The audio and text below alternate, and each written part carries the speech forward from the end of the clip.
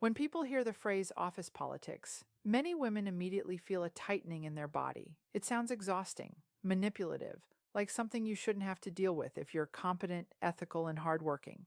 And yet, office politics exist in every organization, regardless of culture, industry, or mission.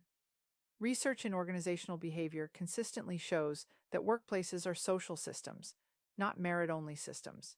Human beings do not evaluate performance in isolation. We evaluate it through relationships, narratives, and context. So, mastering office politics is not about playing games.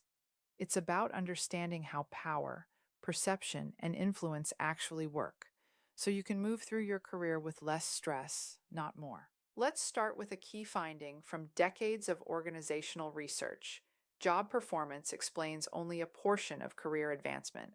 Studies in management science and social psychology show that promotions, leadership opportunities, and influence are strongly shaped by informal factors such as visibility, sponsorship, trust, and social capital. This means that excellence is necessary, but it is rarely sufficient. Many women internalize the belief that if they work hard enough, stay agreeable enough, and avoid conflict, recognition will naturally follow. But research on attribution bias tells us that people often misattribute women's success to effort or teamwork, while men's success is more likely to be attributed to ability or leadership. That's not a personal failure, that's a documented pattern. Understanding this is the first step toward power without drama. Because when you see the system clearly, you stop blaming yourself for outcomes that were never fully under your control. Now, let's talk about why office politics can feel especially draining for women. Social role theory and leadership research show that women are often evaluated through a double bind. If you are warm and collaborative, you may be liked but not taken seriously. If you are direct and assertive, you may be respected but judged more harshly. This creates what psychologists call role incongruity, a mismatch between expectations of leadership and expectations of femininity. This tension forces many women into constant self monitoring. Am I saying too much? Am I coming across as difficult? Should I soften this? Should I stay quiet? That ongoing cognitive and emotional labor is exhausting, and it explains why office politics can feel like drama even when you're trying to avoid it. But here's the shift that changes everything. Office politics are not about personality, they're about patterns. Once you stop interpreting behavior as personal and start viewing it as systemic, your nervous system settles. Neuroscience research shows that social threat activates the same brain regions as physical danger. When we feel excluded, dismissed, or undermined, the amygdala triggers a stress response, narrowing thinking, increasing defensiveness, and impairing decision making. That's why office politics feels so intense. Mastery begins with regulation. When you recognize that your reaction is a biological response, not a weakness, you regain choice. You move from emotional reactivity to strategic awareness. The next evidence based principle is understanding informal power. Formal power comes from titles, informal power comes from influence.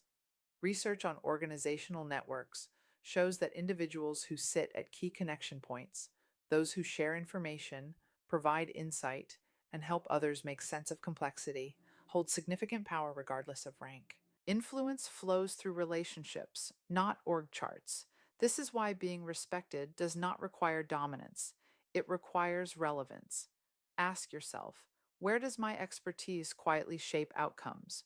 Who benefits from my perspective? Who seeks me out when things are unclear? Power grows when others associate you with clarity, stability, and insight, not noise. Now let's talk about visibility, because this is where many women hesitate. There is strong evidence from impression management research that competence must be visible to be valued. When work happens behind the scenes, it is more likely to be overlooked or attributed to the group rather than the individual, especially for women. Strategic visibility is not self promotion, it is contextualization. It means connecting your work to outcomes, naming decisions, documenting progress, sharing results in a way that helps others understand impact. This reduces ambiguity, and ambiguity is where bias thrives. When you make your contributions legible, You reduce the need to defend yourself later. Another core skill in mastering office politics is emotional regulation, not emotional suppression. Research in psychology distinguishes between suppressing emotions, which increases stress, burnout, and resentment, and regulating emotions, which involves pausing, naming internal responses, and choosing intentional behavior. Powerful leaders are not unfeeling, they are steady. Drama escalates when emotions are unmanaged. Authority grows when responses are measured. This is why calm boundaries, clear language, and consistency are so effective. They signal psychological safety and competence at the same time. And here's a crucial evidence based insight many women overlook. Not every political moment deserves your engagement. Cognitive load research shows that constantly monitoring interpersonal dynamics drains mental resources needed for strategic thinking. Selective disengagement is not avoidance, it's energy conservation. You don't need to correct every misinterpretation. You don't need to respond to every comment. You don't need to earn trust from everyone. Power increases when you choose where to invest your attention. Finally, let's talk about alignment. Mastering office politics is not about abandoning your values. It's about aligning them with reality. Integrity does not mean passivity. Compassion does not require silence. And professionalism does not require self-erasure. When you understand the system, you stop internalizing it. When you stop internalizing it, you stop over-functioning. And when you stop over-functioning, leadership becomes calmer, clearer, and far less dramatic.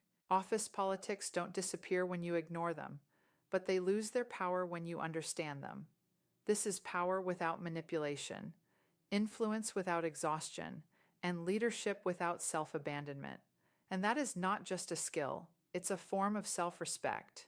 Make sure to like, subscribe, and grab my free leadership workbook, 5 Steps to Communicate with Calm, Clarity, and Confidence at powerofpeacefulness.com. Until next time, take a deep breath. Embrace the present moment and keep walking your path to peace.